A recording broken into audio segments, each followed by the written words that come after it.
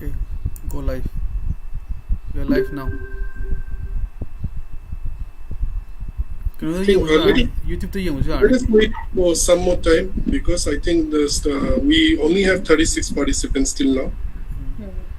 So let the student join. I think they are joining, so we'll wait for a few minutes so that we'll have the maximum participants of 100 and then we can start. Is that all right with everyone? Yeah. Yes, sir.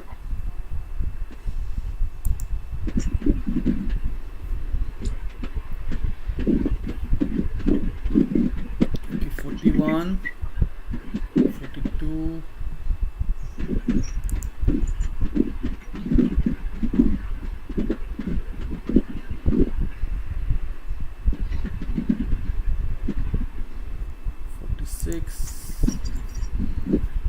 YouTube to nagyan, no? YouTube ta taruk lai hai.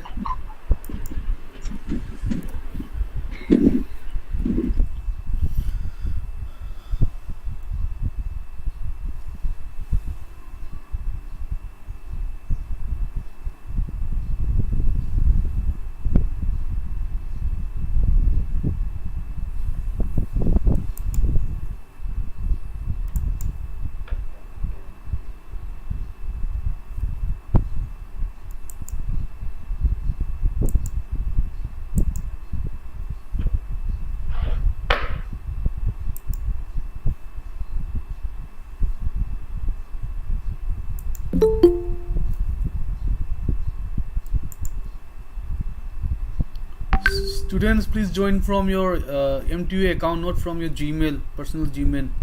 Qua? That disturb or means that will disturb our session.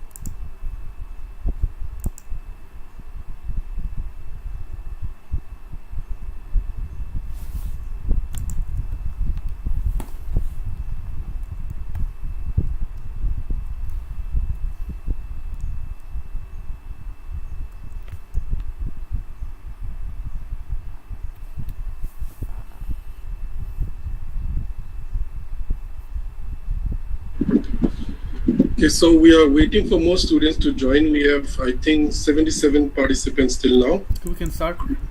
No, let's wait. Let's wait. In the sense, it's only 2 minutes past 2. So we'll make more students join. Students, please join from your MTO account, not from your Gmail. Thank you. It's just a matter of a few minutes, so we should give maximum. It's 80 now. We should have maximum participants. I guess Maximum that would be better. And once it crosses 100, obviously they can all join from through YouTube Live, right? Yeah.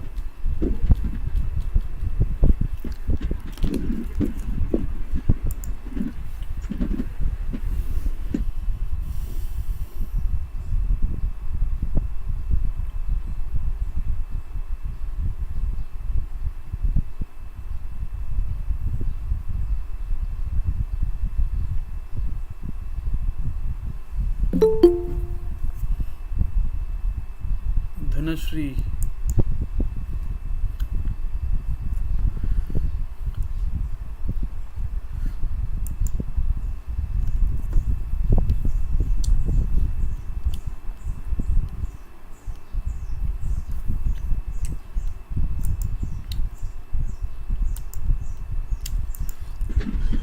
So Kosikin, what we'll do is we will just wait for 1 more minute. It's already 83 participants. It's 4 past 2. We'll start exactly at 5 past 2. Is that okay? Okay.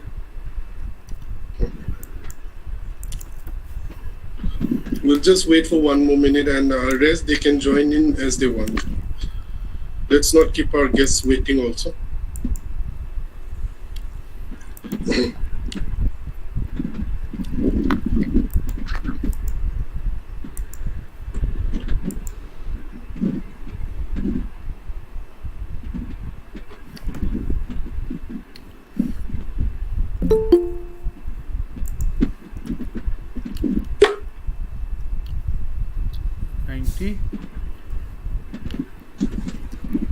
Can we start, sir? Sure. Okay. A very good afternoon to everyone present for the webinar on the topic building an innovation product fit for the market. I'm Morangkem Roshni on behalf of Manipur Technical University. Welcome Sir Thangzam Joykumar, founder and MD of Thangzam Agro Industries. As we all know him very well, as the most successful entrepreneur in the state of Manipur.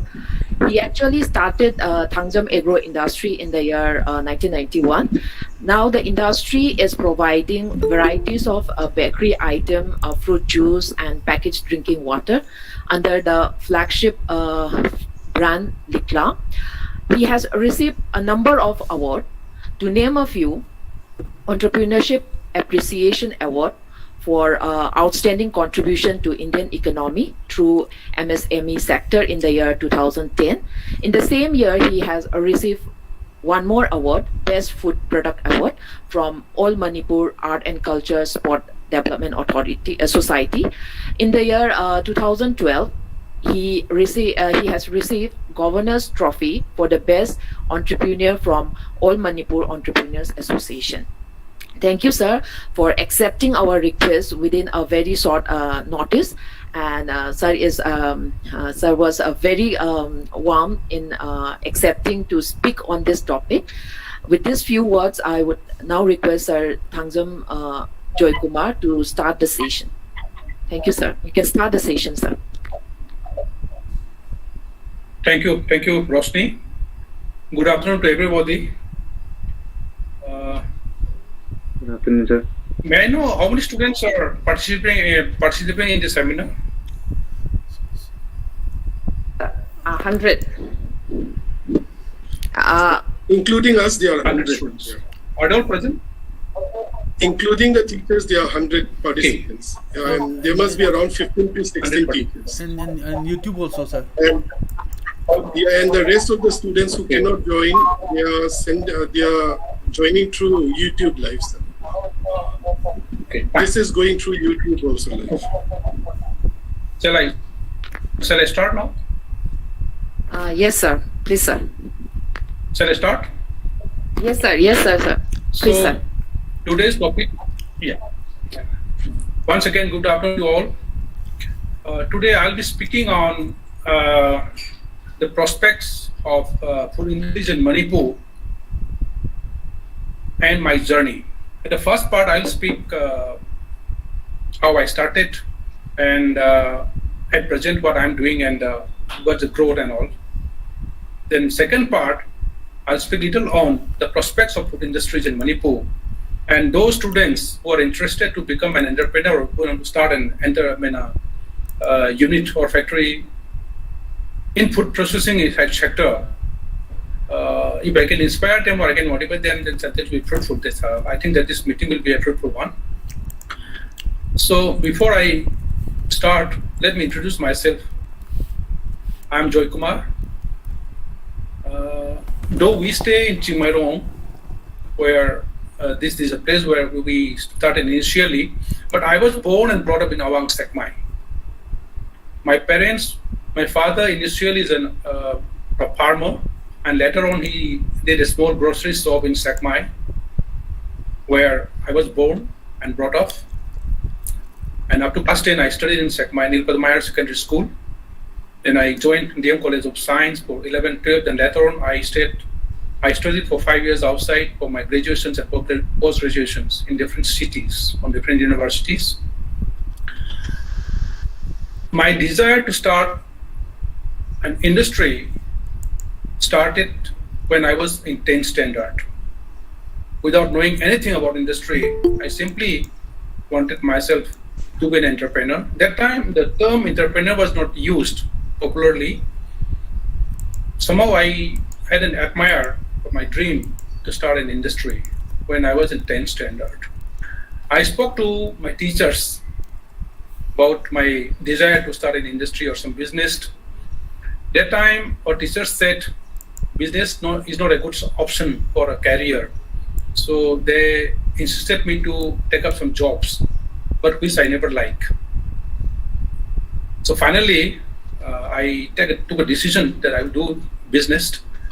Then after my graduation, I wanted to start my business.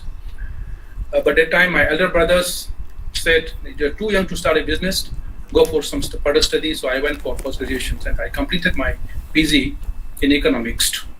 Then I came back, then I started my business. So this is how I started my business. And coming to how I started food industry, Manipur is having very good scope of food industry, rich in biodiversity. Like we have a lot of fruits and vegetables, like for example, pineapples, orange, lemon, and many things. So I thought this is the right decision, or right choice to start an industry based in horticulture products. And demand for foods, whatever it is increasing as population increases. That's why I choose to start food industry. Food processing, the concept of food processing started the day the human being in this universe started taking food after cooking. As you know that before, the human beings in the world, in the universe, take only raw food, whether it is the meat or it's the vegetables, whatever it is.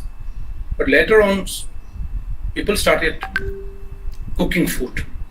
That's what I said. The day the human beings started consuming food, eating food after cooking, that day, the concept of food processing started. So let me start how I started my unit.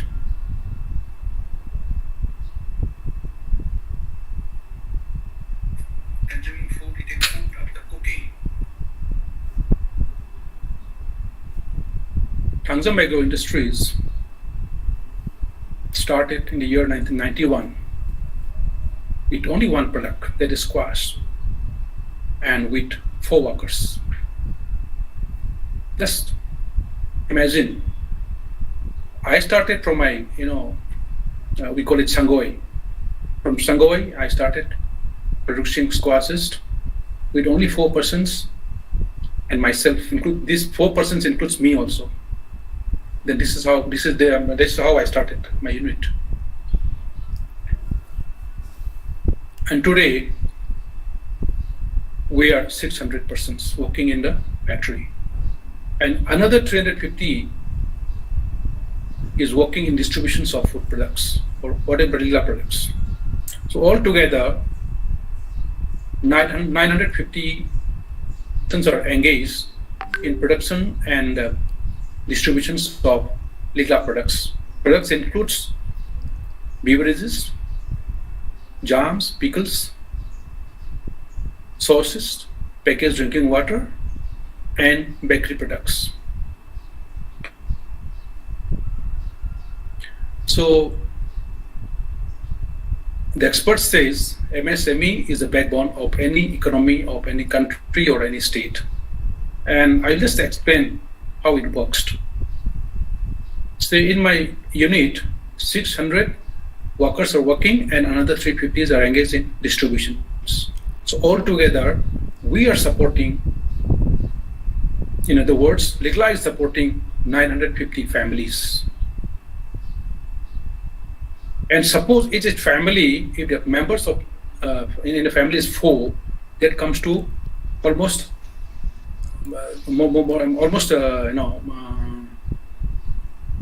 3,500, 3,600 members altogether. That means Stila is supporting almost more than 3,000 persons in the society. And each sales distributor, we call it sub-agents and agents, they can earn 15,000 to 20,000 rupees per month. Each sub-agents and agents can earn 15,000 to 20,000 rupees per month in average. And some good agents, they earn more. Some small agents, they are lesser, but average is around 15,000 to 20,000 rupees a month in average. And my staffs who are on payrolls, the unskilled workers who just join factory, unskilled worker, we pay them starting pay as a 5,000, then it goes up to 50,000 rupees. So we pay from 5,000 to 50,000 rupees depending upon their skills and their experience.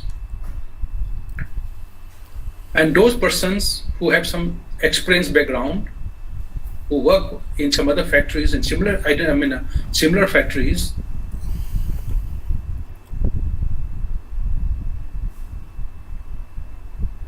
we pay them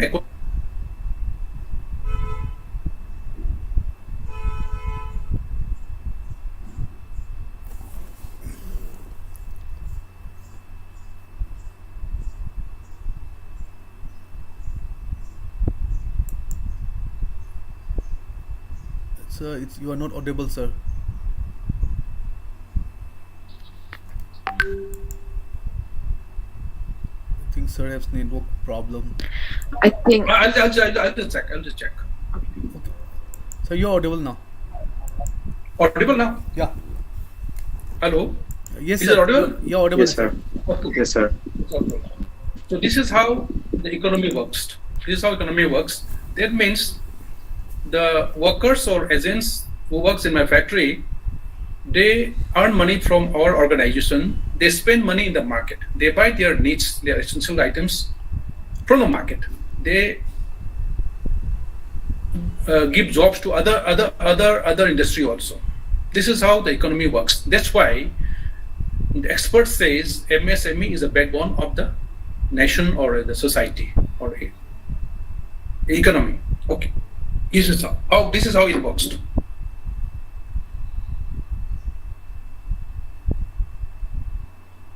This is the growth of employment. In 2015, because we have records, but all the records we cannot show here in the slide. So 2015, we were only approximately 200. And today, we have crossed 600 in 2020. This is how we grow. It's growing, in a very good pace.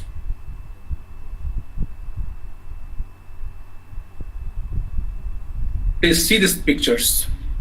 These are the machines with which I started. These are machines available in the market. Very low cost, 500 rupees, 1,000 rupees. The capping machines costed only 550 rupees, which I purchased from Calcutta long back. And the machine juice extractor, down below, I got it as second hand. I collected it from Togul village. I went there all the way. Then one person was trying to start a unit, but he could not start. So these machines were lying, in his house. So one fine evening, I went there. I paid 500 rupees and got it. This is how I started. And the other one, upper machine juice extractor, you all see on the roadsides, every person is using these machines and selling fruit juice on the roadside. The same small machines with which I started. And today I could purchase some more advanced machines. See, these are the machines we are using. So the left side is RO plant. We have now 4 plants. RO itself, we have 2 plants. One is Chimorong and one is Nirkoti, that I will explain in later slide. Then the right side is rinsing and filling and capping machines. These are the little advanced machines which we have. And items which we started, only one item. Today we are having more than 100 items. Here is 60 items, but now this is all slide. Now today we have more than 100 items. If you visit any of my outlets in the market, you will find a number of items available there for snacks and all that.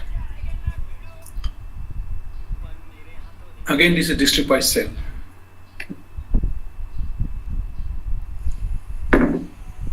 Though we have 16 districts, we are not able to collect data from the new districts. We are still clubbing up the district to 9 only. It's Impal East and West. So Impal West, because of the populations, this is the most concentrated city area. So we are having around 35% sales here. Then followed by Impal East districts, where I stay, 25%. And the minimum is the Tamenglong districts, having only 1%. Chandel, again, because of Ternopal and More, we are having little market share. And Chorchanpur and Thobal districts here the same. Bishnupur again is little lesser.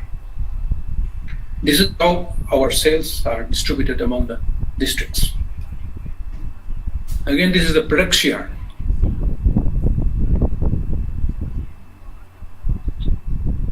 Though we started with food and beverage, it is overtaken by packaged drinking water product. So now packaged drinking water is having 40% share, bakery 30%, and food and beverage 30%. When I started packaged drinking water, I never expected that this much sale will be achieved. But somehow the demand for packaged drinking water is increasing day by day.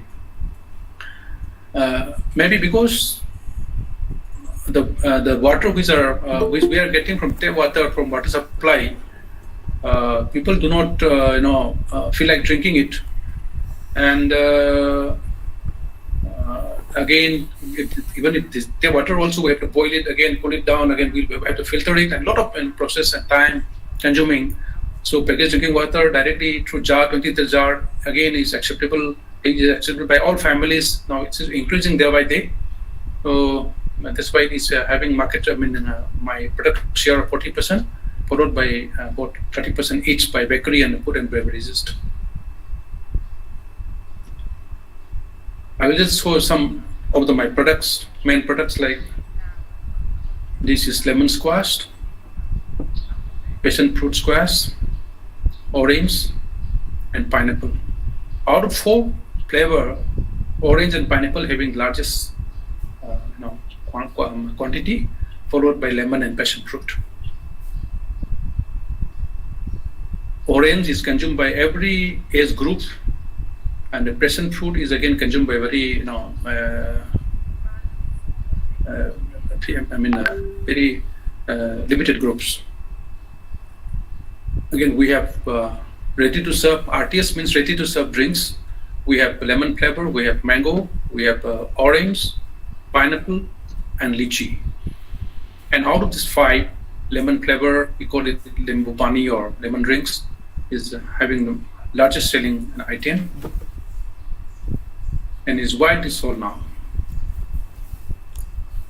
Again, we have jam. In jam, we have pineapple and mixed fruit jam in 3 different packagings, 100 grams and 2.6 kg in a packet for hotels and hostels. And 100 grams pack is for domestic consumption. And again, we have the tomato sauce. We have 15 grams pouch, and again 1 kg pack. This is the packaged drinking water, right from half liter bottles, half liter, 1 liter, 2 liter, 5 liters, and 20 liters. The largest selling is half liter and 1 liter, and jar, of course, largest selling.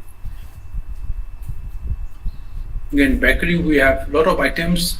We are able to display only few items. We have cake, buns, cookies, bread and buns is the largest selling in quantity, and items in all outlets. We try to give maximum items.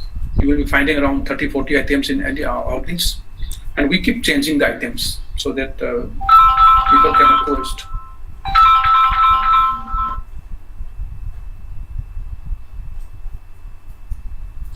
we have two plants.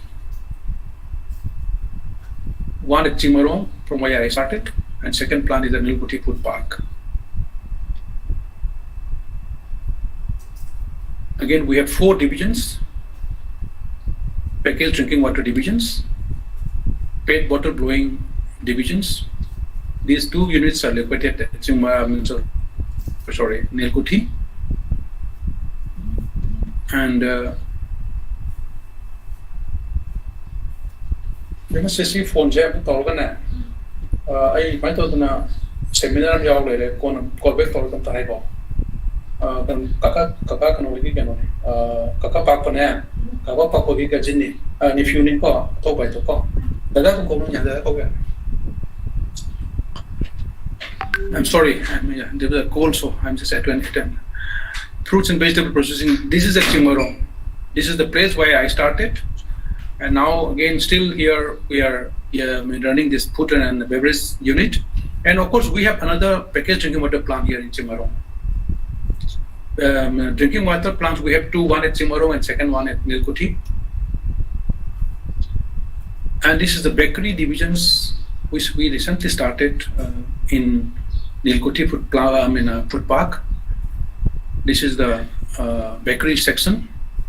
This is a very huge area. We have 18,000 square feet area with G+1. We have some offices also, and this is the factory inside. This is the place where we process.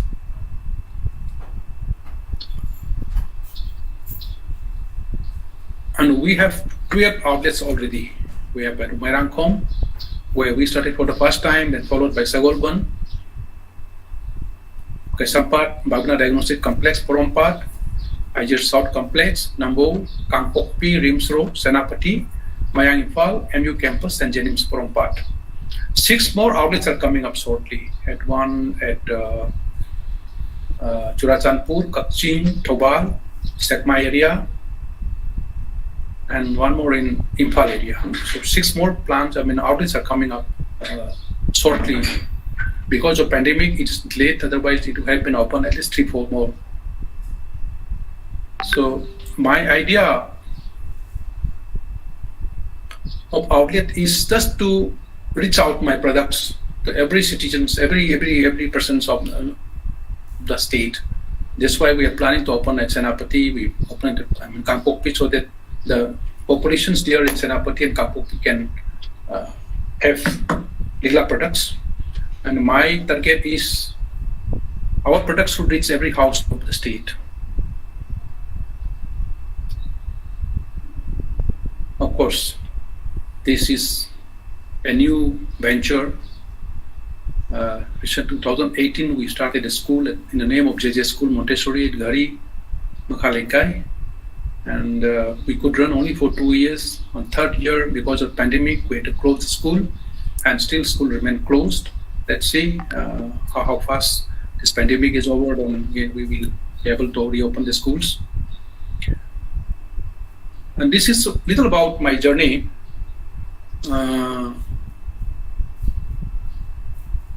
How I started and where I'm standing.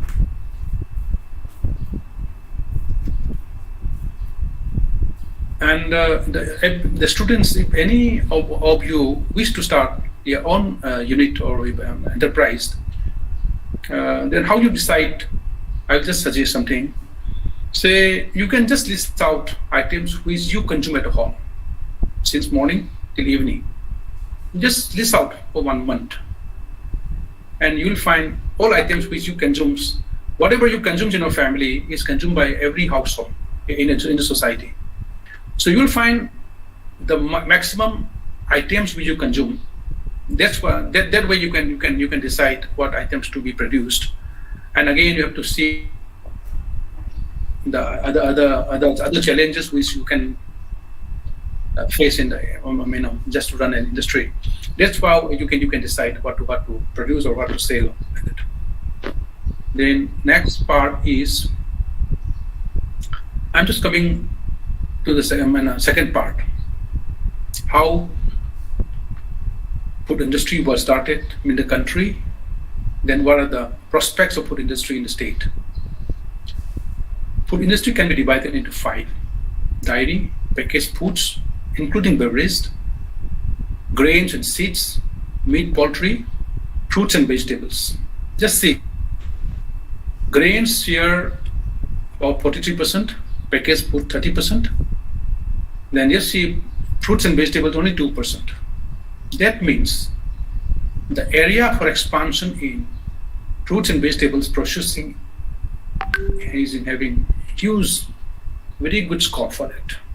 And this is the item. These are the items. These items are available abundantly in our state. That means in Manipur there is an industry based on horticulture and agriculture. That is fruits and vegetables items.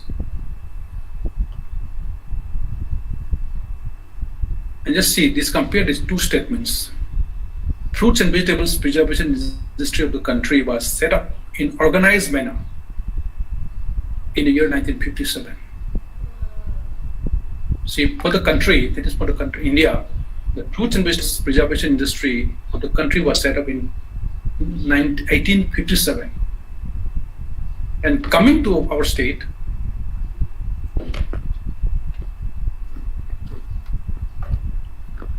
first fruit preservation exactly 100 years later. That means we started industry very late. That's why I want to convey this message. And if you know that mag fruit was the only item which was started in 1958 by the Department of Horticulture. Of course, that time it was under the Department of Agriculture. Later on, it was divided into agriculture and horticulture. And later on, it came under Department of Horticulture. So Department of Agriculture or Horticulture started the organized sector, the processing of food preservations in 1958.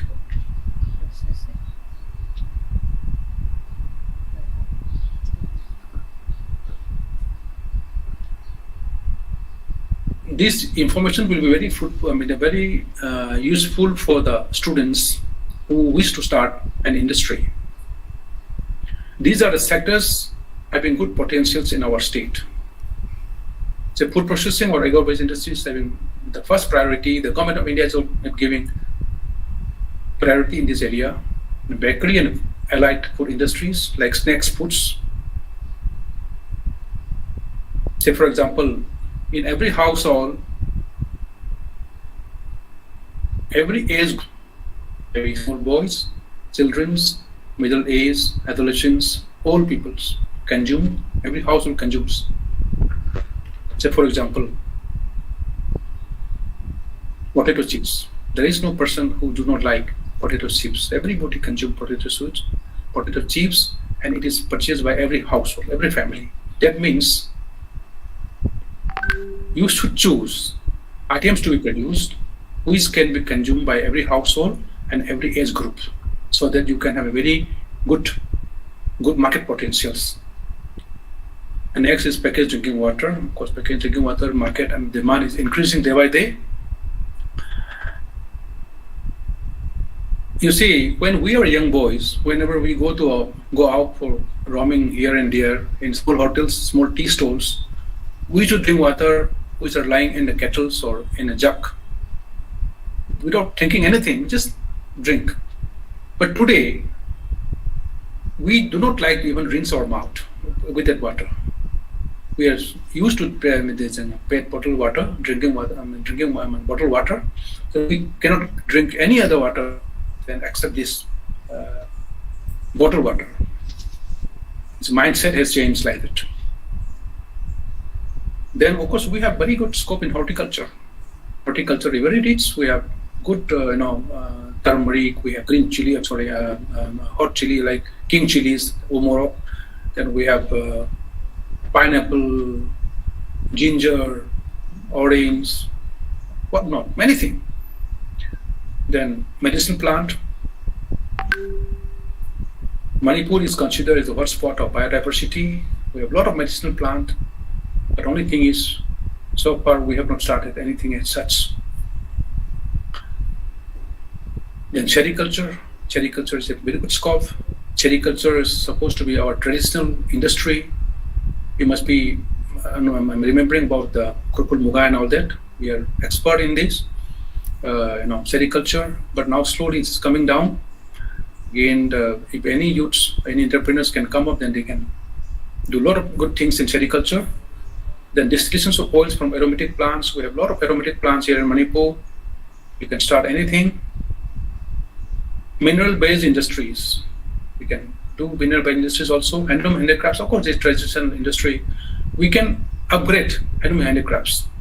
We can upgrade handloom marketings across the country, across the globe. Tourism and hospital industries also there. Very good scope for this.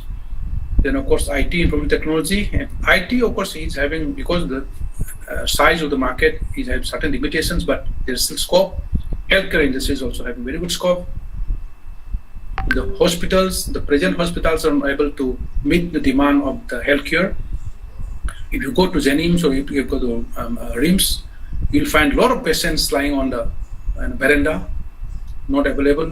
Beds are not available for them. Even right now also, even during the pandemic, there is no enough hospitals. There is no place to accommodate them. Finding difficult. You'll find in Jenims, you'll find COVID patients lying on the veranda, facing a lot of problems. So there is a very good scope for healthcare industries. See, these information will be very useful for all the students. Diverse agroclimatic conditions, regions. Though Manipur is a very small state, only 22,000 square kilometer. See, we have 760 meter to 3,048 meter sea level. That means here we can accommodate number of horticulture and agricultural items like rich biodiversity, we call it. We can grow lot many things, different things. This is the advantage, or this is the nature, or this is the gift given by the God to us. We are not able to utilize it. Now we should come forward, utilize the gift given by the nature or by the God.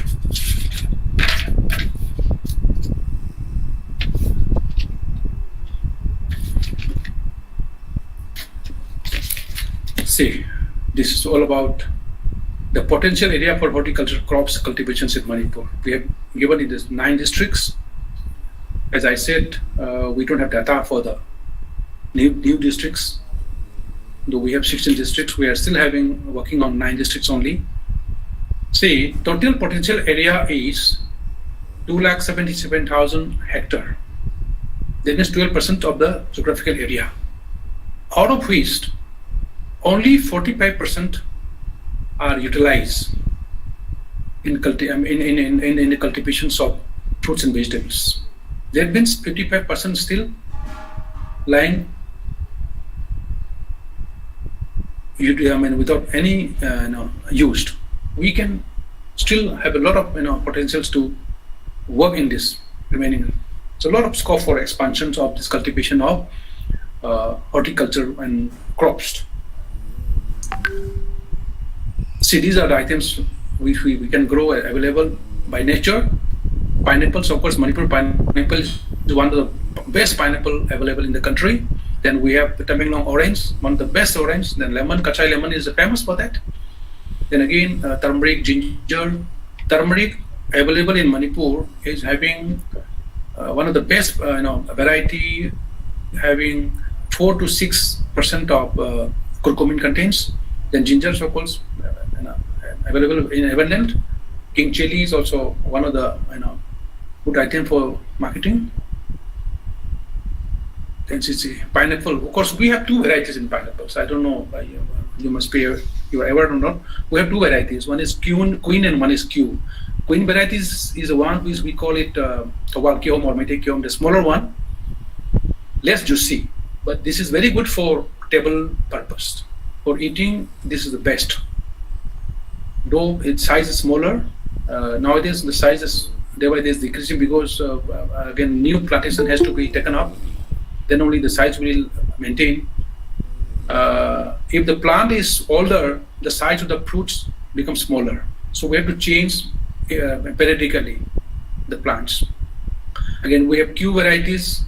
As you said, weight from 1.5 to 2.5 kgs sometimes in the winter crops we have sometimes we find pineapples of 3 kg weight, a very huge size. And pineapples, we have 2 seasons. One is summer crops and one is winter crops. Summer crops starts from June, now is available in market. Then it will continue up to July, September, up to September. Then again it stops. Then again from December end till January, February, you'll get another winter crops of pineapples. So we have more time to work on pineapple in processing. See, summer is July to September, and then winter is October to January. Like, it can be packed in canes, it can be converted into dehydrated form. We call it pineapple candy, or it is another name. It's known as osmo dried pineapple. We have a lot of technologies. See, Central Agricultural University has developed a technology to convert pineapple juice to pineapple powder. So if anybody of you is interested in working it, it's a very good item. This you can improve the technology, then you can do the marketing for this. And we have ginger. Area of cultivation is 11,000 hectares. And then at present annual production is expected to be 85,000 metric tons. Very good quantity.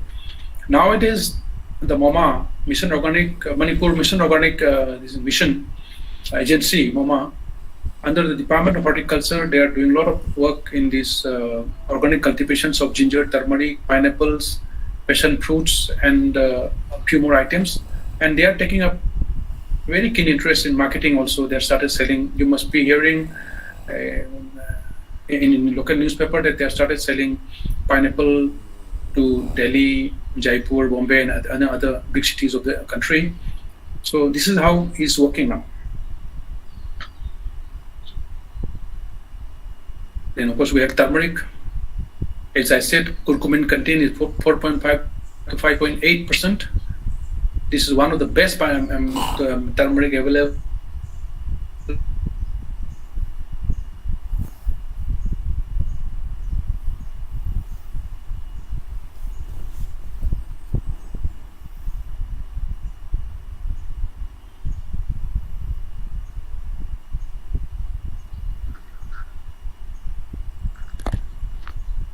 Sir, you are not audible, sir. Okay. Bema mo voice mic right now. Network seems to be weak. Is now audible now? Yes, sir. Is it audible? Is audible now? Yes, sir. Yes, sir. It's audible now. Okay. Network problem seems to be. Again, chili, we have 2 varieties. Chili, king chili, of course, umorok, we all know. But Srirangam chili is not very popular, but Srirangam chili is one of the, best chilies. Now it is considered as, the state government started having festivals for Srirangam, and this have been very good, color. Then again, we have so many things, other promising horticulture crops like kachai lemon, banana, passion fruit, kiwi, plum, pear, peach, dragon fruit. People started cultivating dragon fruits now. I think another 2-3 years you'll be finding dragon fruits grown in Manipur. I think few people have started very good dragon fruit farms. Then we have medicinal plants, aromatic plants, and horticulture, of course. Again, coming back to another one, plum. We have very good plum. Plum can be converted to squash, juice, candy, chutney, and steeping preservation. Bamboo shoots, of course, we have huge bamboo shoots, and it has very good market potentials. It is highly demanded in big cities and big hotels. Candy, it can be converted to candy, it can be converted to pickle, chutney, canned bamboo shoots. And simple way, we can just process and pack in plastic bags also. It can remain for 1 year as it is. With little processing, very simple processing like blanchings and salt preservations. Very simple processing, we can preserve bamboo shoots for 1 year without any expenditure. So of course, wild apples. We are not utilizing wild apples. It can be in candy. Most popular, items produced out of wild apple is the candy only. Then of course we have passion fruits. It can be converted to squash, juice, arte, jam, and organic productions in Manipur. You can just see area, whatever written in the green is the productions and areas. Turmeric is given, it's about 2,600 hectare grown. Then again 13,000 metric tons is produced. Like that. This is the given figure.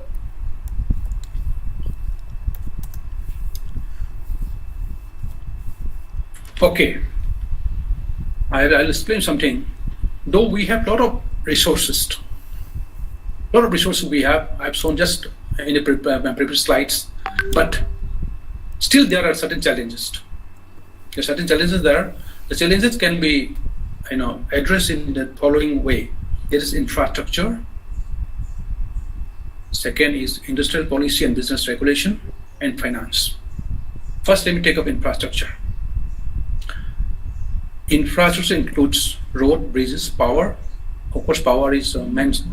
It's the infrastructure for industry, power, road, connectivity, bridges. These are the items. These things, basic necessary to run an industry. Without power, we cannot do anything.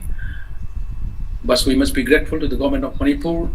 When we started, there was huge problem. Huge problem for power. We didn't have power.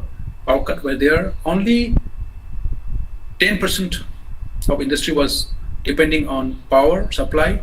The 90% we work on power produced by diesel generator. We had very tough time, but today it is reverse. 90% we are working on power supply and 10% sometimes backup. 10% we work on diesel generator. This is how the things are changing in the state. So we must be grateful to the government of Manipur that they are able to provide supply uninterrupted power supply nowadays. And again, road connectivity. A lot of fruits and vegetables, other horticultural products are grown and produced in different districts, but the connecting road between the farms and the city town is very poor, in a very wet shape. It is only, it's not all-weather road.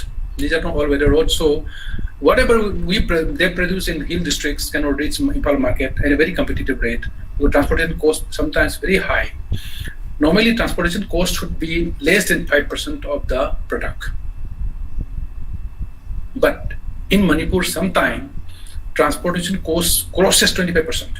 So, for example, when I started my unit, I used to purchase orange and fruits from Tamenglong. The trucks reaches my factory. The freight of the truck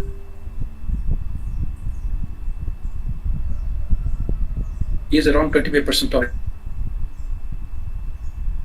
So we should develop road connectivity between different districts and markets, so that whatever produced available in the district headquarters or the things, it should reach the Manipur Impal market. Impal market is the main market, so that we can do marketing across the globe in a competitive rate.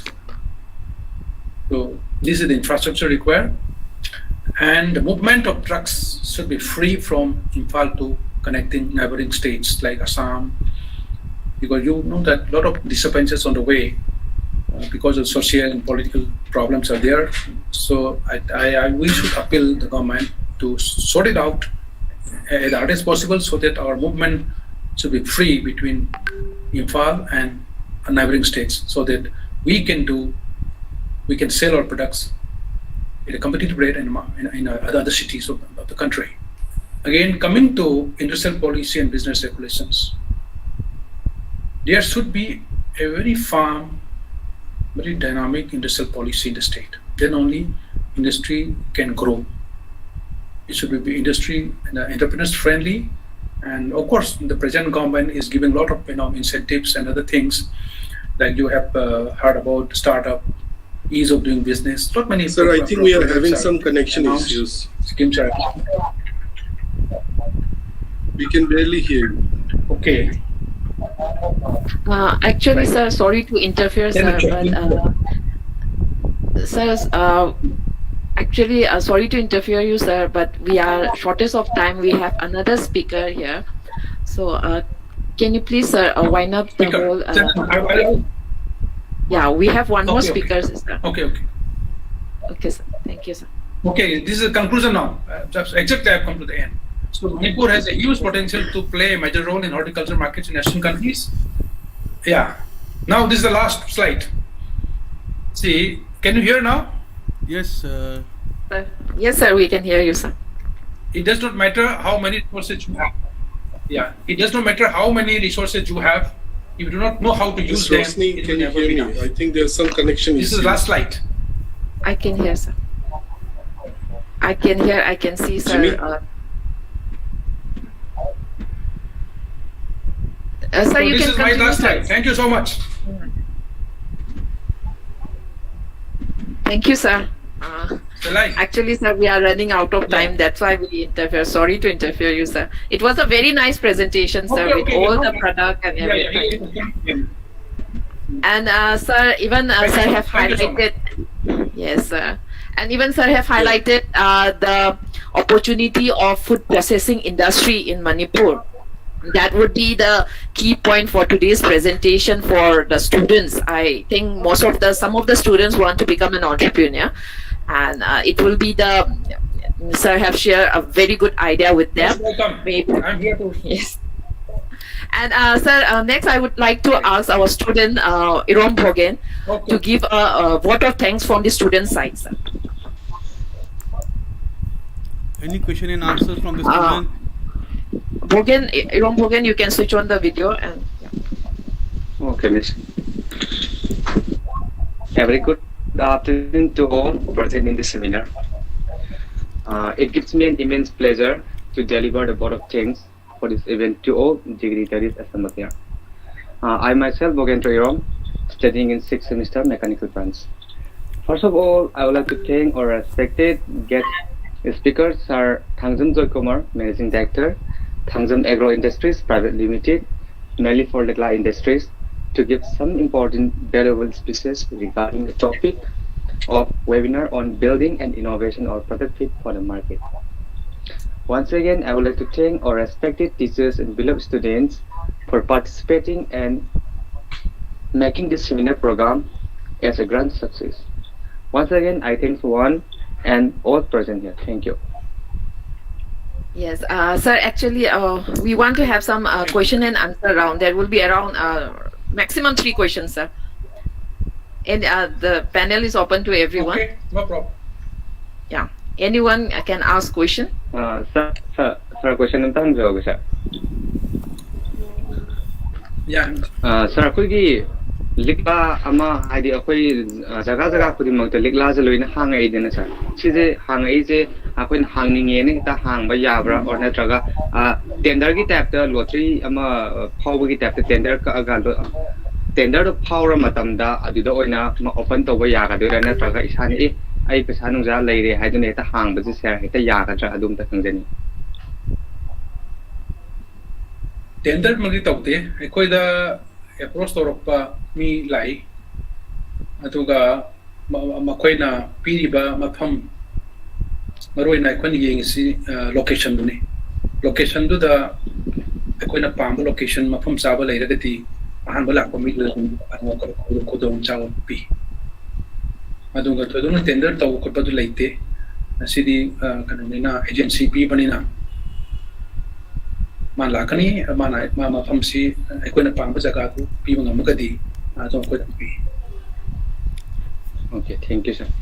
Yar brother. Anyone? Sir, one more question, Okay, please. Abhimanyu. Yeah, Abhimanyu. Sir, my name is Abhimanyu, and I want to know about this one. Is there any provision for export of Ligla products to outside the state?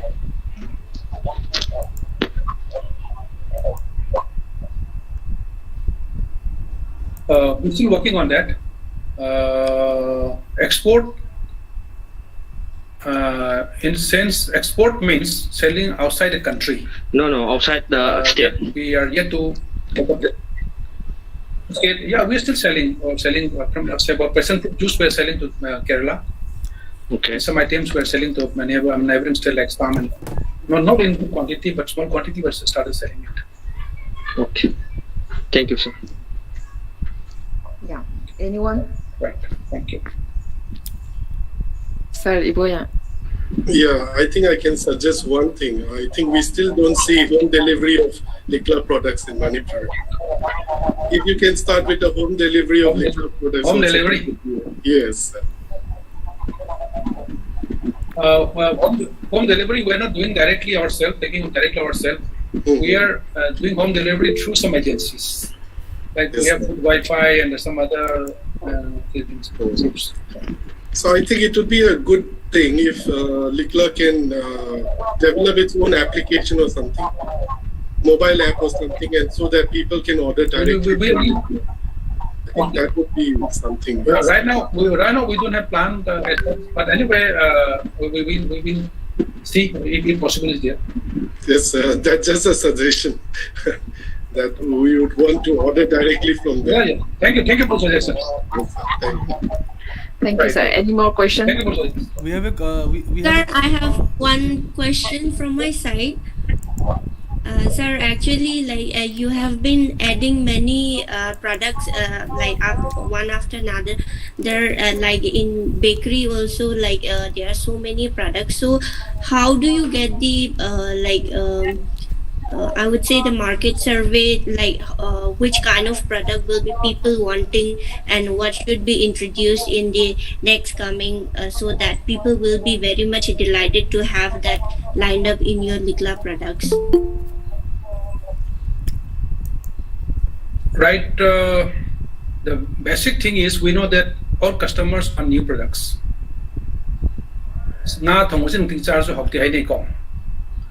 So everyone to change a new product. So we always try to, find some new products so that the customer, find new products in my counter. That's how we keep changing. We keep increasing items. Maybe one item, maybe you launch today, this month, and it may continue for about 2 to 3 months. Then again, we may stop it. Again, up to few months again, we may relaunch it like that. So that people feel that this is new products. Because we people do not like to eat the same items every day. We got to change it. That's why we have to see the pulse of the consumer. That's how we change, keep changing.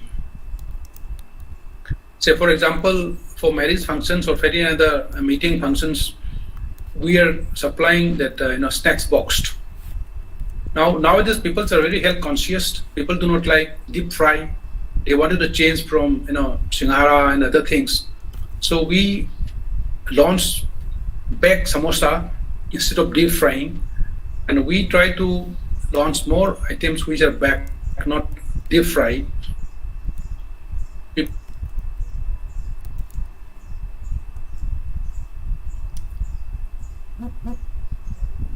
How?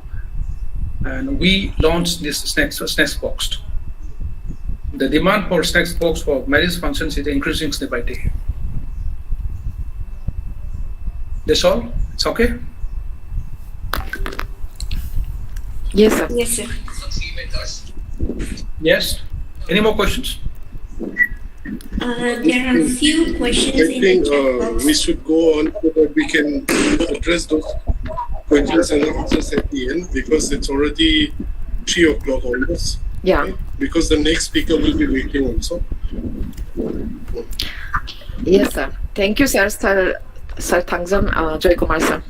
Thanks a lot. Now I would like to hand over the session to Miss Debina.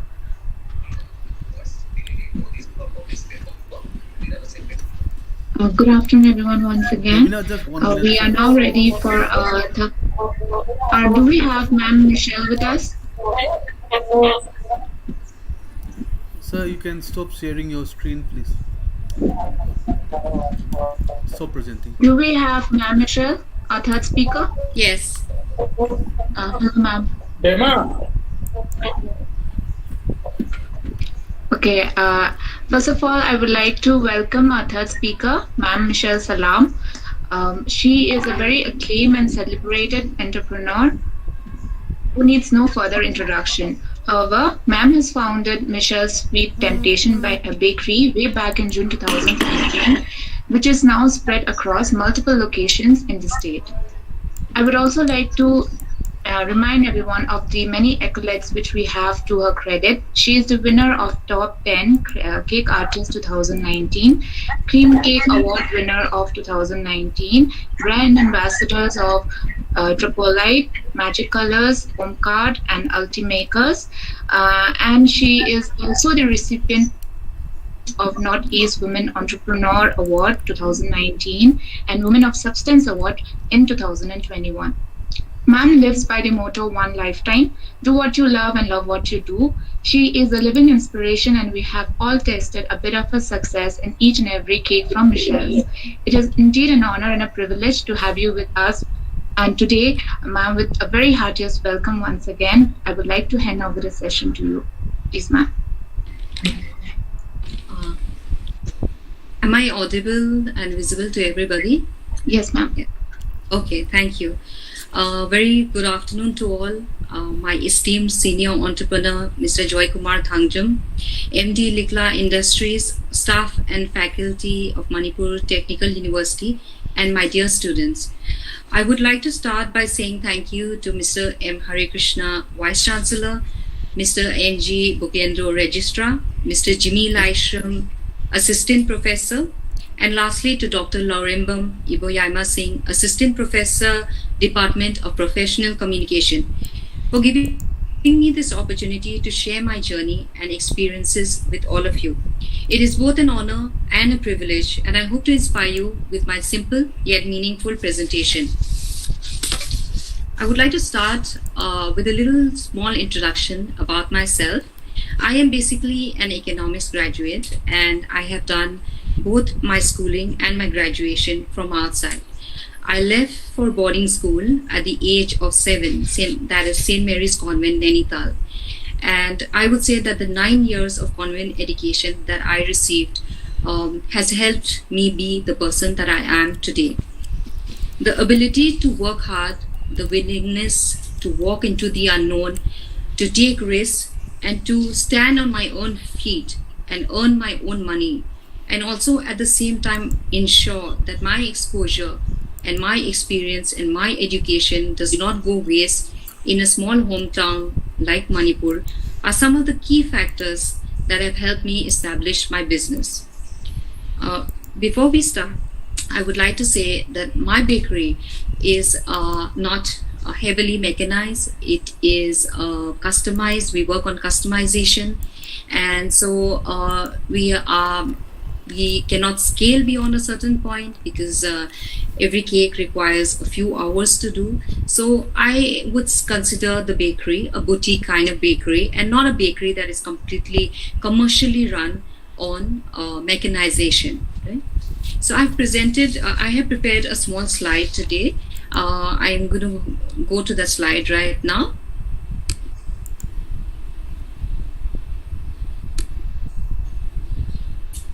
Okay, so I would like to start with this first slide.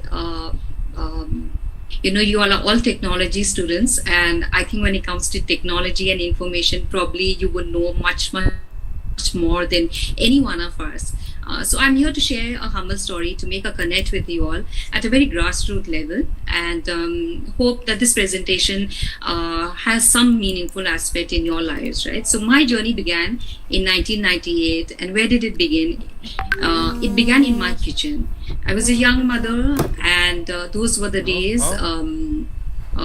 where there was no water, and there was acute shortage of electricity, and basically my business has grown out of my kitchen as a working mother, and trial and error, I would say. Right now, with all the tools that are available in the market, there's so much analysis that one can do as to how to improve market strategies, social media. endless, but at that time it was completely trial and error. And I started my business by trial, by starting out with small products, and those were not days of social media, definitely. So I did not have a mentor before me for guidance, nor did I know what the market was about. What I did identify was that there was no good quality cakes at that time. Something that was freshly baked, something that was hygienically done, so the market did not exist at all in 1998. So I would like to say some of my influence has come from my grandmother. She is also a very good cook, and even though most of my life I've been away from Manipur, definitely her cooking skills and her influence is there. So when it comes to marketing my product, those were days where I actually did direct marketing, right? I would go from house to house and have a small mini assortment that probably was worth just 200-300 rupees. Go to family, go to friends, go to relatives. Those were definitely not social media days. There were no phones. Definitely no YouTube to tell you what to do and how to go about things.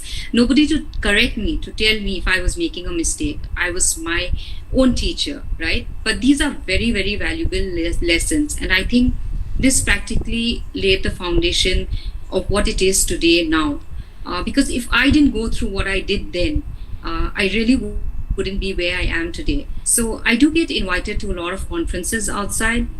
And, my fellow experts are from various fields. Some of them have studied from New York. Some of them have passed out from Paris.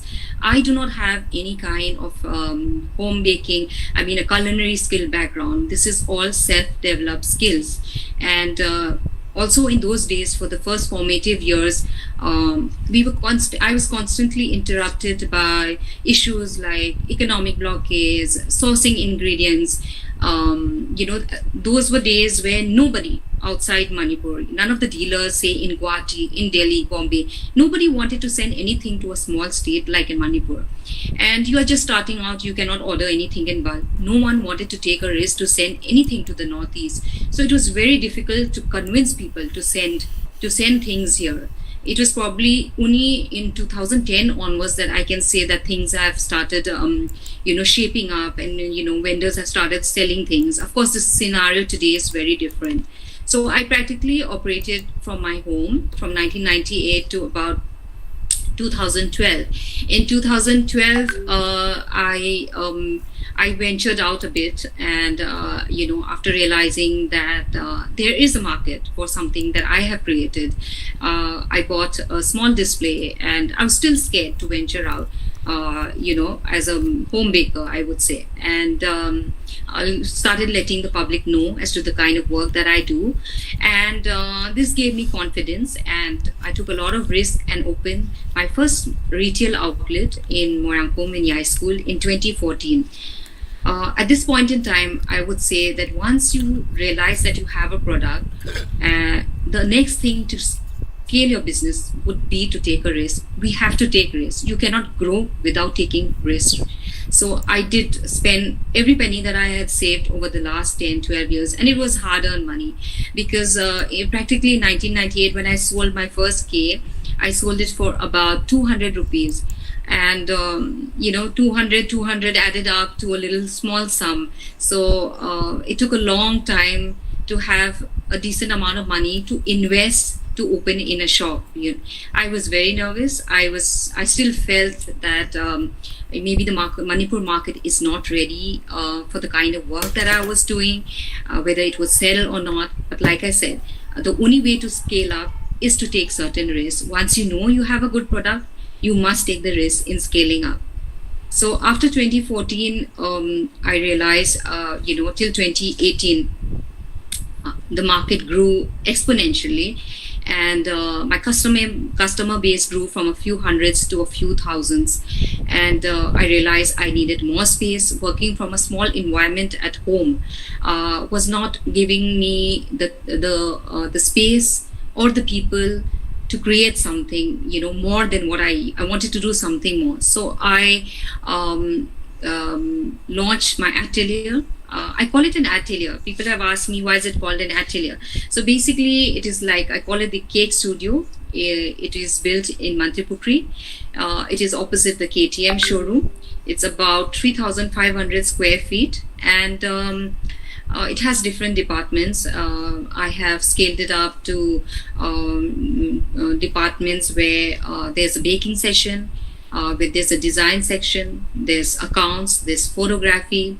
We have our own food and dining area. There's packaging session.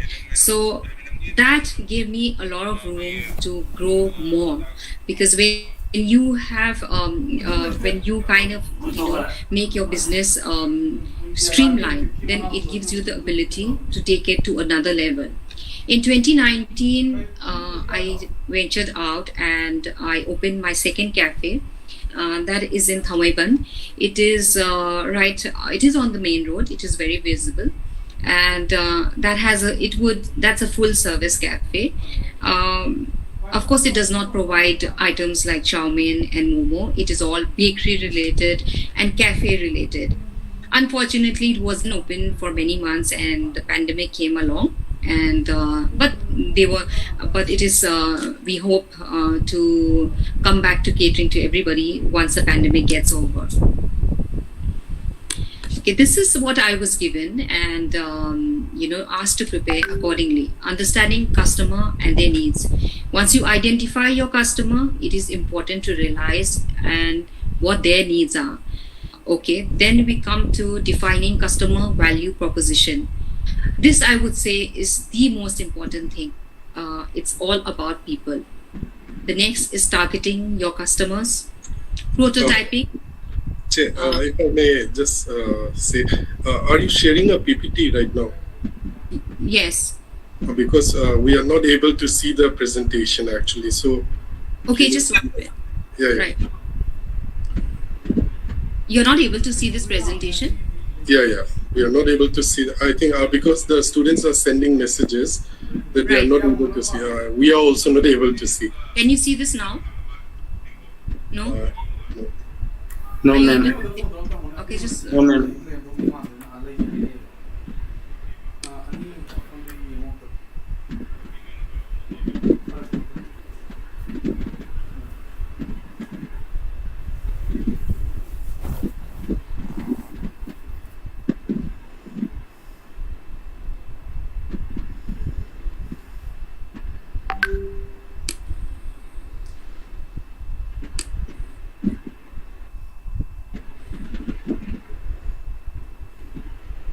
Yeah, now I think we can.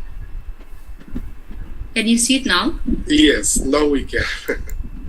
Okay. I wish you had told me that. So this was the first screen. 1998 home-based kitchen, 2012 home-based bakery, 2014 first retail outlet, 2018 launch of the atelier at Manipur, and 2019 full-service cafe at Thamaiban. So I'll move on to the next slide. These are what I was told to cover during this presentation. So that's understanding customer and their needs, customer value proposition, the most important thing I would think, determining target customer, minimal viable product, go to the market, business metrics, right? Use data to make informed decisions. Okay, so I am going to start my story with very simple case. These were just random cakes that I took so that you can have an understanding of the kind of work that goes on in the bakery. So I specialize in customization, basically. Like I said, we are not into mechanization or into mass production. So we have limitations, as every cake product is kind of personalized to the client's need. So here I have introduced something called edible photo paper, which is widely being used now, but I introduced it in Manipur in 2010. And you can see there's a certain level of customization here. There are different techniques combined. So this is just an introduction as to the kind of work that I do. These are wedding cakes that have been made recently. I would say in this slide, this is a combination of years of experience of also having retrained myself, I have also taken several courses, and you cannot come up with a cake like this without combining several techniques. So you have lights out here, you have very neat work out here, you have flowers that one needs to learn professionally to be able to produce this kind of work. Okay, so it's a combination of a lot of years of experience and expertise. So this is the kind of work that goes on in the bakery. So what makes the cake or the products valuable? I'm going to start with a very simple slide out here that shows people, because the main thing is, once you feel that you have a good product, it may taste really good, it may look beautiful, but if you don't have anyone to buy it, or if it doesn't connect to your customer or to your client, it is of absolutely no value. So I have begun this slide with a picture of my mother. She is a retired professor, history department, MU, and my little niece. So a good product has no value if it doesn't give meaning to the person or to the people concerned. The next picture is actually my daughter. She turned 16. So every single birthday that a parent wants to celebrate of their child, there's always a cake involved. It doesn't matter whether it is a small cake or a big cake, right? But if that cake doesn't give value to your customer, no matter how good my product is, it is of no value. These are moments. Family is the core unit of anything. So if you appeal to family, if you appeal to gatherings, yes, I do make cakes for weddings, for anniversaries, for all kinds of celebrations, meetings, high import packaging. But at the end of the day, it is all about making a connect with people. If you do not connect with your clients, with your customers, and they are not happy, it is of no value. A first birthday. For every parent, the birth of a child is a huge I would say a huge celebration. So a thing of beauty is joy forever. It is not just the cake. The cake on its own is meaningless. It is about a memory, smiles, family, laughter that together make the product a good product. Here are some pictures that I have added because they have been sent by the clients. Why have they been sent by the clients? It is a memory that they want to share with me. So a cake is not remembered just for the cake itself. It is remembered. The product is remembered because of the joy it gave, because of the memories that come along with it. This is the couple. Wedding is something that happens once in a lifetime. If you create something that is beautiful and is something that the client wants, and you have made their dream cake, that is going to remain something that is going to remain in the mind of your customer or your consumer, and they will definitely come back to you again. So your identifying that you have a good product is probably the first thing, and the second thing would be to make sure that that product gives value to your client.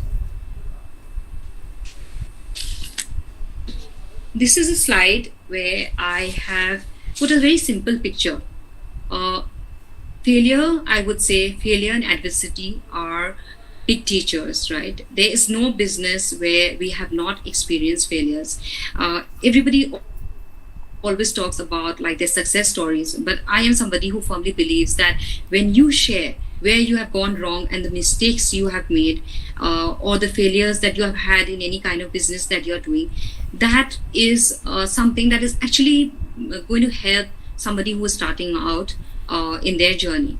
So this is something I introduced in 2014. It is called a jam roll. Okay, it's called a jam roll. It is very light to eat. It is also very low in calorie and inexpensive. It is also a very delicious item. So I priced it at rupees 30. Right, rupees 30 is very, very economical.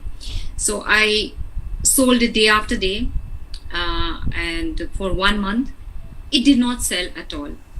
I did not know what went wrong. I was expecting that it would do very well. It did not sell. So in the second month, after all, regardless of whether it's a cake, any kind of product that you have found is a good product, you cannot expect it to suddenly take off instantly. You need to experiment with it. You need to make sure that it is in the market for a while. So that is what I did. So I said, I didn't give up. I said, let me try. I kept it in the market for the second month running, and I reduced the price from 30 rupees to 10 rupees. It still didn't work. It still, nobody bought it. It didn't sell. Now we are talking about so many years later. Maybe if I introduce it now, maybe it might sell, but it didn't sell at that time. So this is an example of, I would say, hello?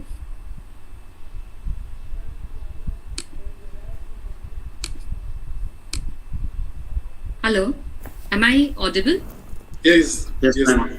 Yeah. The electricity went for a minute. I'm so sorry about that. So what I would like to say is, don't be disheartened. Be prepared to take some risk. Not every product is going to do well. And what you think, like in this case, I thought it was going to do very well, but it did not do well at all. It did not sell at all.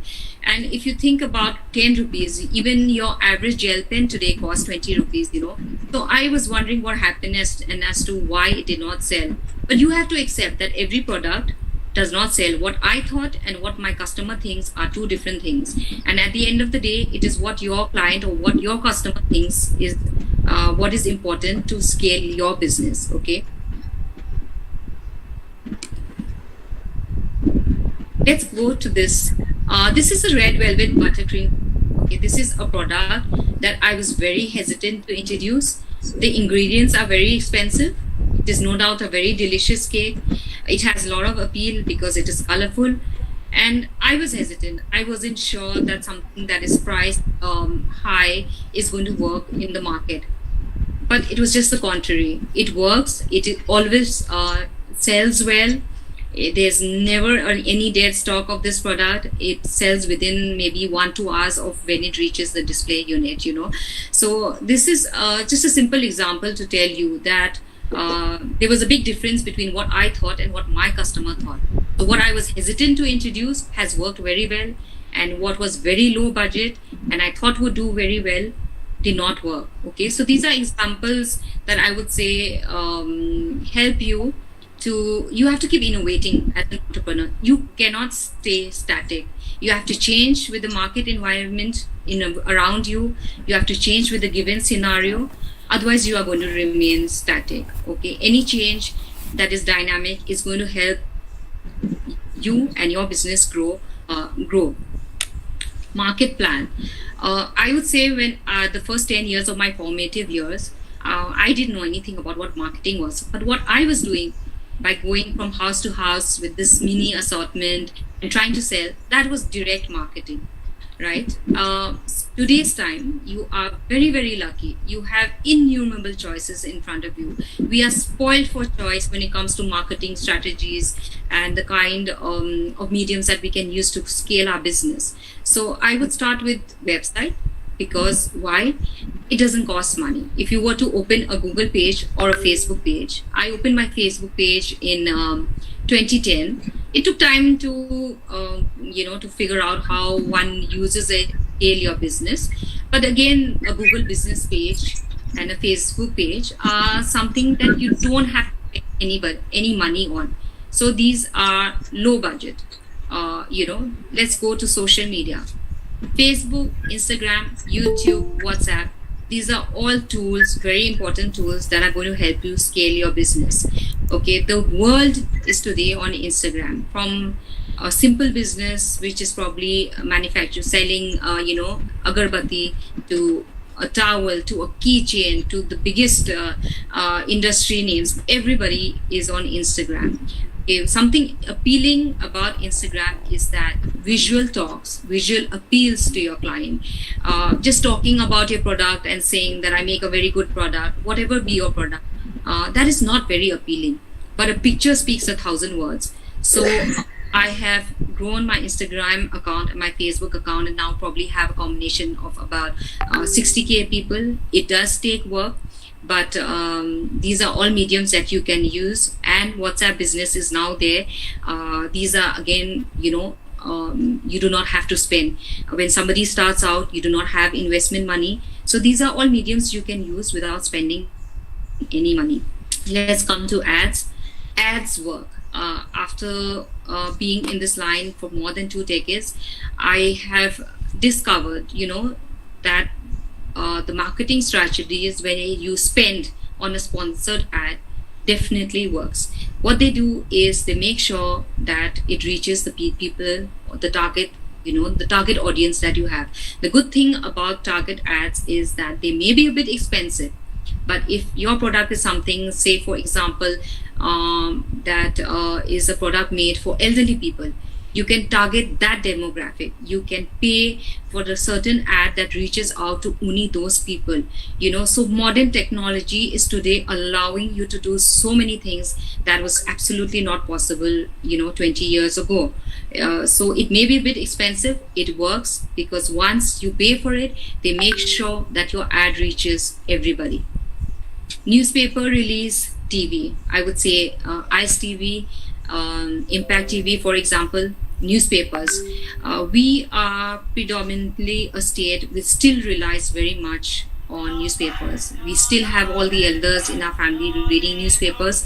So it is definitely a medium, expensive, I would say, but a medium where it is your chance to tell the public about your product.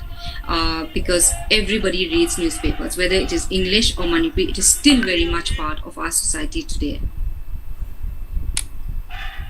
Success metrics. Once you have discovered that you have a good product, the next thing would be how to market, which I just talked about. Something very important that will help you in your business is taking informed decisions. Now, how do you make an informed decision based on data?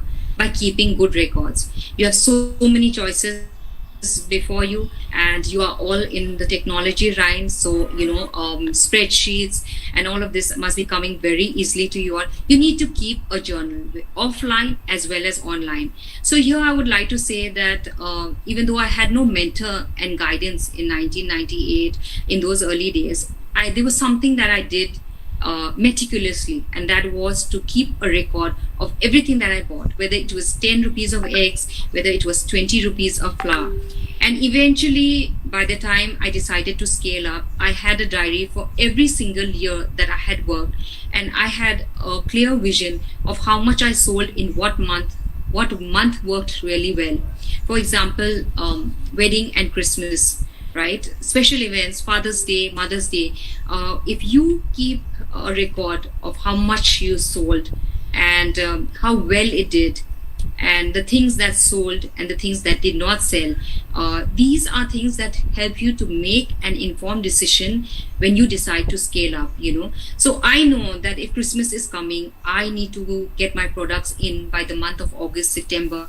I need to have all my ingredients stocked up, whatever accessories and baking items that I source from all over the world.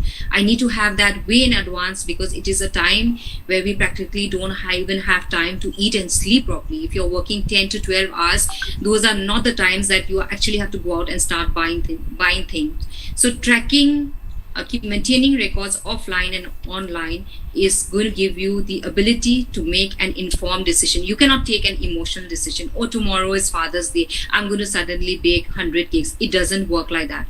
You need to look at your facts and your figures, and they will tell you on what occasion. Say, for example, wedding cakes, high jump cakes. Today, high jump cakes are very much a part of our society.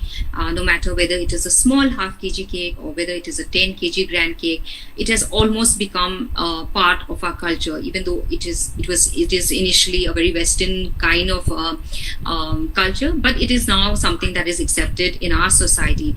So for that, one needs to be aware when is the wedding season.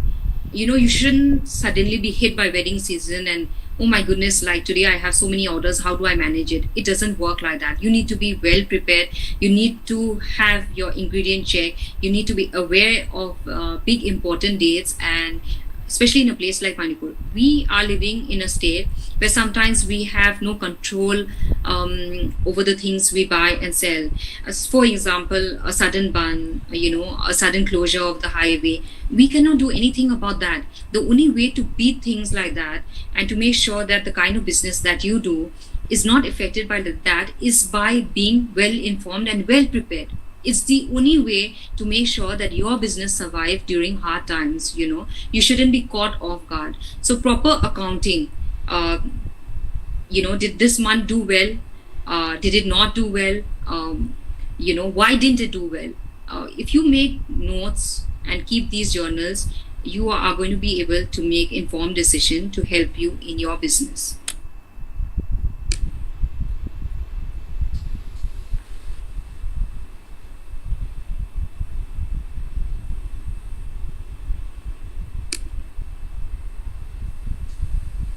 Okay, I would like to come to some practical information regarding bakery.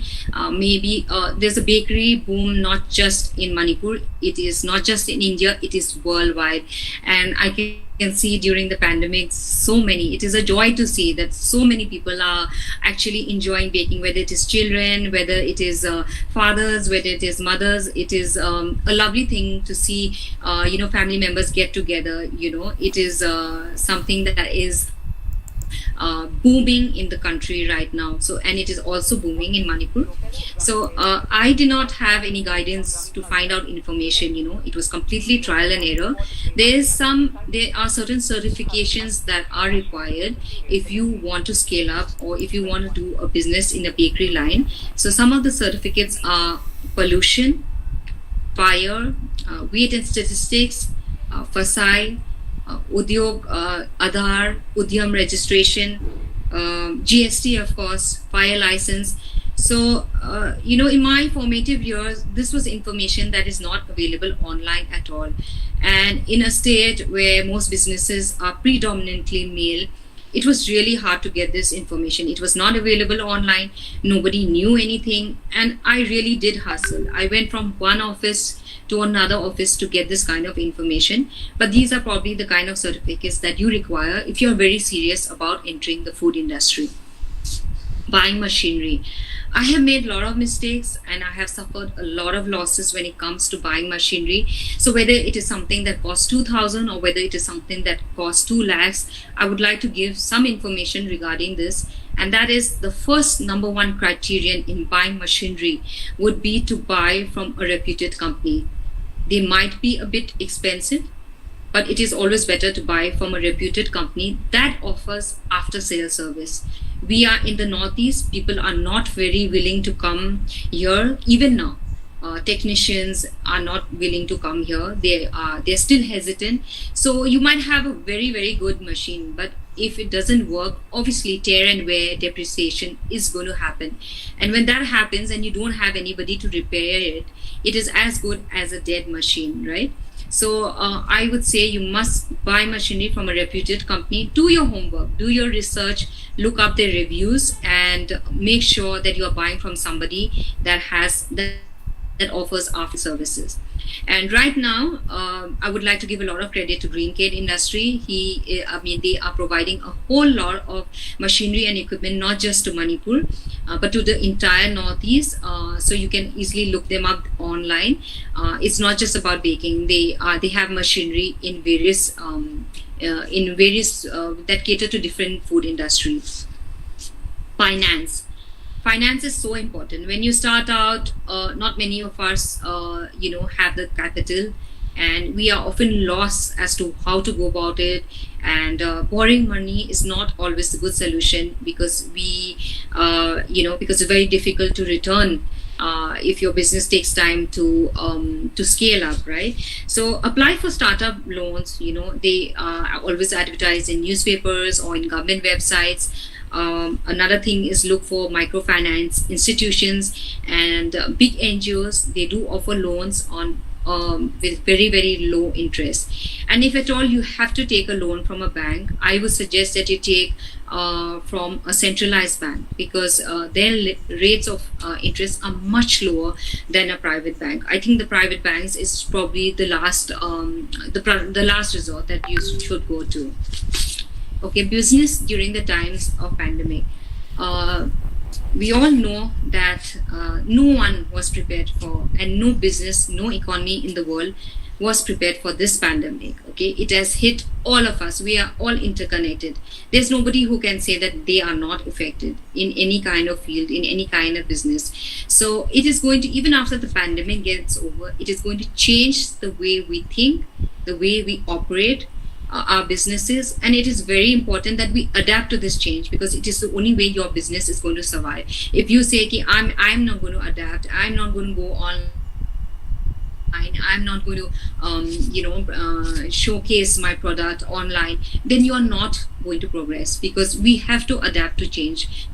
Business is dynamic, it cannot be static. If it's static, you cannot scale. Lastly, even though I have spoken in context of my bakery and its products, business fundamentals are same and can be applied to every field of business. I wish I had actually more time to prepare, but this invitation was given out on the 12th of June.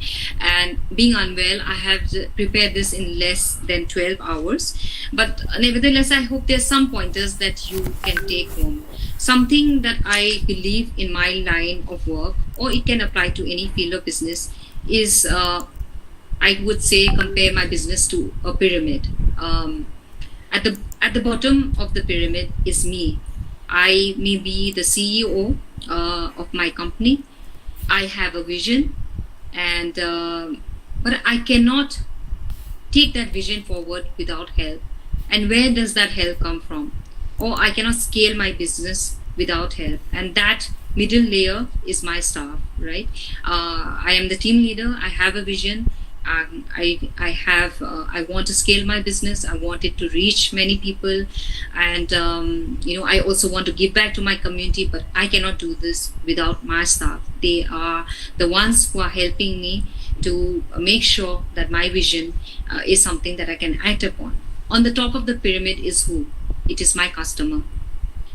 Like I said at the very beginning, if you might have a very good product, but if you have no customer and it has no meaning to your customer, it is of no value. Customer feedback is very important. And at the top of my pyramid is my customer. I would say that this pyramid is something that has helped me to be very firmly established where I am today, because you have to believe and know that the customer is king. Your product has value when it is valued by your client. The commonality between the esteemed speaker before me is that we have both established our businesses locally, and we have generated employment locally. When you buy and sell from outside the state, the money is going outside the state. It does not help our economy to grow in any way if the money keeps leaving our state. So we have, I would say, a think tank, and also our society is such that we are really good at endless fields, but we need to make sure that we capitalize on it locally. So that's why the term, think global and act locally is there today. And it is very important, because our economy is not going to grow if our think tank and if our people keep leaving. For example, I would like to talk about my key ingredient, eggs. I have been trying very, very hard to source it locally. I mean, because it is such a big ingredient, a big component of everyday baking, that I would rather buy it from a local dealer. But our local dealers are not able to scale, or are not able to give the kind of demand that I have for eggs, So this is a business that I would say which is very, very viable right now, because the baking industry is doing so well. And so when I went out to people and asking, to all the local dealers whether they could give me meet my demand. They were unable to meet my demand. So there's so many fields that we really need to develop and grow locally. For that, we need to change our mindset. We need to believe that there is strength in unity. We need to keep aside with that thought that, I only me, myself, I grow, I do well. It doesn't work like that. The society as a whole grows if we work together, and it is very important. I feel that that is why I always encourage, and I'm always promoting every now and then, local talent. It doesn't matter whether it is in my field, whether it is baking or any other field. It is important to harness the skill locally to make sure that our talent and our skills help our local economy to grow.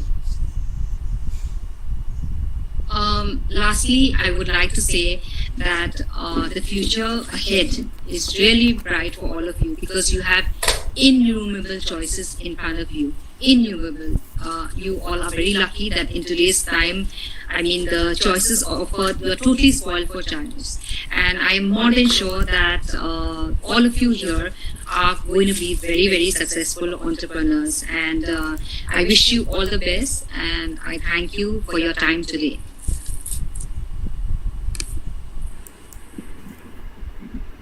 Thank you, ma'am.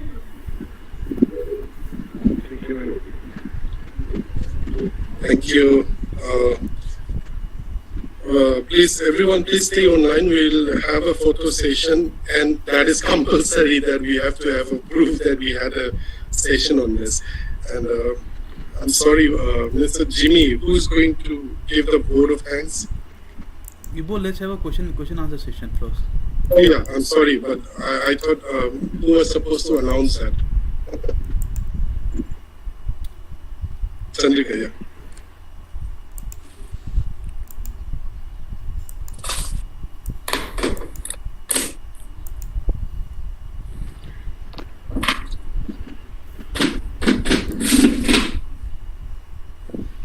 So Devina is not online? Roshni, okay, yeah. Yeah. Thank you, ma'am. It was a very nice presentation. We have learned a lot regarding the market and how the raw materials are procured for manufacturing of all those cakes and all the seasons. And I have, sir, ma'am, actually, I have one question. Before everyone is asking, let me ask one question. Like, ma'am, how you are going, to say, in this present situation, how you are dealing with the logistics and procurement of the raw materials about the bakery, for the bakery? Okay, so this would be covering business during the times of the pandemic. So the first thing that I've done right now is that I have just, it's just been about 2 or 3 weeks since I have started business operations. We are offering home delivery. Now the home delivery, the vans are sanitized daily, and I am working with very, very few people. So we are definitely having difficulties because there are very few people working, and all those who are working, including myself, we are all vaccinated. Okay, so I think these are very important factors when you want to conduct a business right now during the pandemic, because it's a food item. At the end of the day, it is being consumed. So I also have to be equally sure. So right now we are just 4 or 5 of us working. We are all vaccinated, and every day the bakery is sanitized. I'm not working right now from the actual atelier. I'm working from my residence where I was all these years. Now I'm back to it because of the pandemic. It's a very small space, but I have taken all care, and all SOP is being maintained. So the vehicles are sanitized. We are all vaccinated. This is how we are conducting the business right now. Thank you, ma'am. Anyone can ask any question.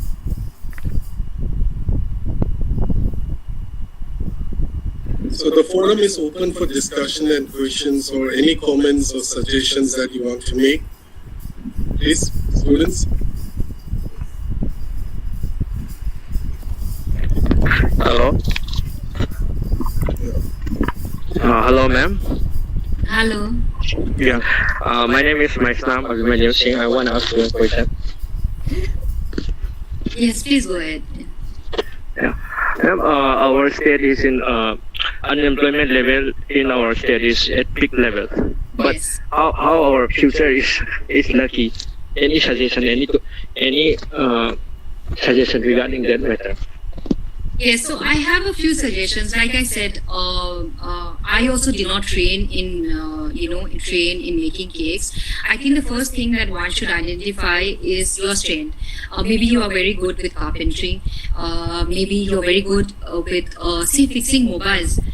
So and you need to start in a very small way. Open a page, open an Instagram account, maybe connect it with a delivery person.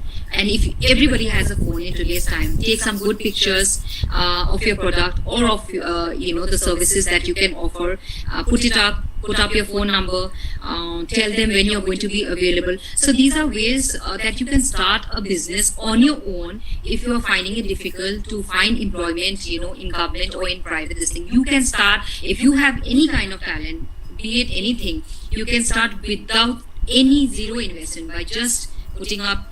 Opening an Instagram account, connecting with a delivery system, or having your product on a mobile app, and maybe doing a little bit of advertising. That's all it takes. You don't have to do any kind of investment. If it takes off and people are interested in your product, then you can think of scaling up. But this is like zero investment. Instead of waiting to get your conventional job as a doctor, as an engineer, as a teacher, that is not there. In today's time, the field is diverse. If there's any kind of talent, you can harness it with zero investment, zero cost.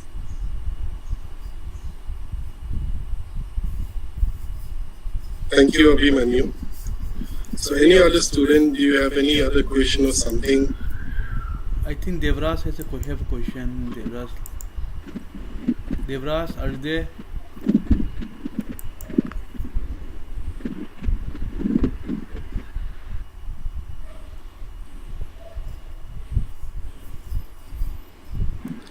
Anyone? So Yes, Kosi.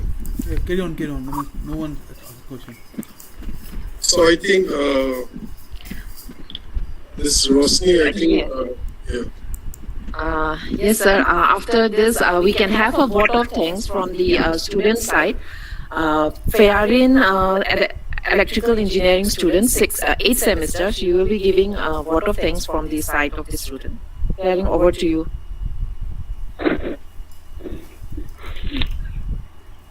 Good afternoon, everyone. It's my privilege to have been asked to propose a vote of thanks on this occasion. I, on behalf of the university, extend a very hearty vote of thanks to the speaker who blessed us with her presence and took up valuable times of your busy schedule. I must mention our deep sense of appreciation and extend a special thanks to Ma'am Michelle Salam, CEO of Michelle Sweet Temptation. Your thoughts have enlightened our mind and have shown us a new path. My gratitude to Ma'am for gracing the occasion and sharing her opinion today. And I would also like to thank to all the professors for encouraging the students to participate and for their presence in this seminar. And finally, this seminar would not have been successful without the audience. Thank you so much for your effort and for paying your valuable attention. Hope you guys enjoy the seminar. It's been a great day. Thank you all for your making this seminar successful with your contributions and blessing with your presence. Once again, thank you all. Thank you. Thank you, Farin. Sir, Ibo, we can have a photo session now. I think, sir, Thangzam Joykumar is still there, no, sir? I hope he is still there. We can have a photo with the two speakers, sir, together. So everyone, please come online. At least. Yeah, please switch on your video. Sir, Thangzam Joykumar is. I think sir has left the group, the webinar. Okay. Okay, who is taking the photograph? Kosikin, are you taking the photograph? I think we should take time simultaneously at the time. Because Please do. Why do I have only 8 screens on my screen? 8 faces on my screen. Dear students, please don't leave the group unless and until it is, because the name is popping up on the lower side and some of your friends have been blocked up by that notification.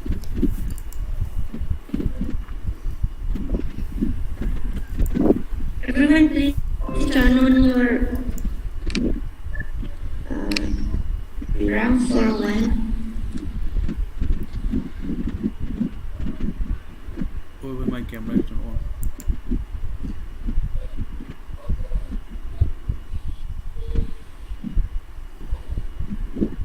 Okay, I think. Kosikin, have you taken? Yes, yes. How many students are there? I cannot see. I see only 8 or 9. 76. Okay, they must be tired. 76. They are tired since Okay, morning. means like just 1, 2, 3. 1, 2, and 3. Thank you. Thank you, ma'am. Thank you. Okay, Chibai, thank you so much. Thank you so So much. much of an effort. Thank you. Thank you so much, madam. Thank you, ma'am. Jenita Naro.